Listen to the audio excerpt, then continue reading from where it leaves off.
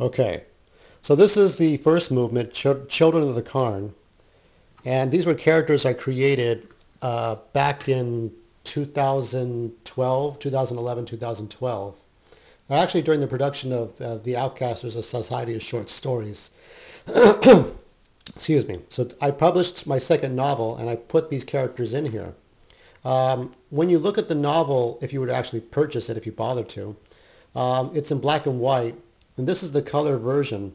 So what you're seeing here are all the characters the first time I drew them. So you have Darnell, you have Anjay, you have Morgan, and you have Campbell. And they're loosely based on, there's a show called Kid Nation that was on a few years ago where kids were in a ghost town of sorts, and they were all competing for like to take over the town. And I looked at these kids, and now they're like adults, but I looked at these kids, and they were just kind of ridiculous. They were all fighting like Big Brother or Survivor. And I said, something about them kind of jumped out at me. I said, yeah, I have to put them in here. I have to put them in this. So I combined them with like the Red Triangle Circus Gang from Batman Returns, where Michael Keaton fights all these fat clowns and tattoo clowns and strong guys and all that stuff. So I combined circus with the kids, and I created this Children of the Carn. So the first scene has to deal with them walking. They're not too far away from where Tulip is by the windmill, and they're just they're walking along. They're sort of walking to their doom. You have Campbell's juggling, and Darnell's riding a mechanical horse, a big carousel, and Anjay's on stilts, and Morgan is she's got two swords, and you got Greg. I added Greg later on because I wanted to have five characters because five is very symbolic, and Greg is sort of the unicycle skeleton guy. So you have the five kids, and in back are the sort of hell seals, which were like a mixture of the. I created this back for a vampire story about maybe last year or so, and no, actually it was two years ago. And basically, the hell seals were to defend the children from the vampires who were taking over the United States. So they're basically like SEAL Team 6, but they have sort of cloaking technology. They can hide from like radar and visible eye. And they have these sort of drill laser guns. So let's see, where are we at? So they talk about, Campbell talks about his their parents. In my original draft for this story, the Mosaic, they kill their parents, but I never really said why.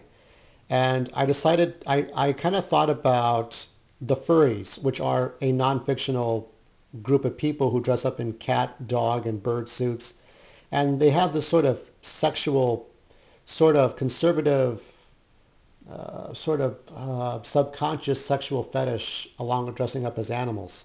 I mean, if you just look at Google anything about furries, and you can look it up. You can see what furries are about.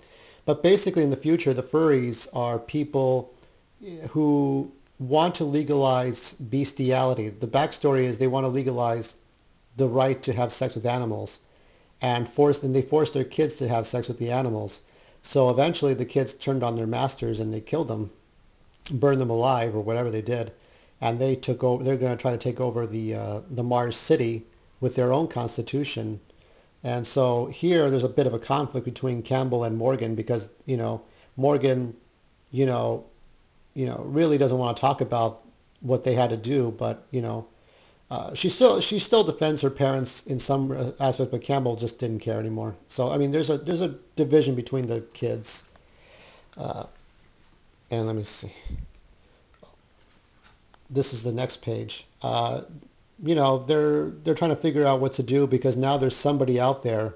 There's another group, the group that they're waiting to go in to fight, and they're hiding by the pinball golf table. So this here is the pinball golf table area, or pinball golf course, and this is Rainbow Harmony, and they're all in silhouettes, and one reason they're in silhouettes is because Gino is one of the members, and Gino is part of the Outcasters, which has to be introduced way at the end of the story because the Outcasters are the most important characters in this whole thing. Without the Outcasters, you really don't have shit. You don't have anything.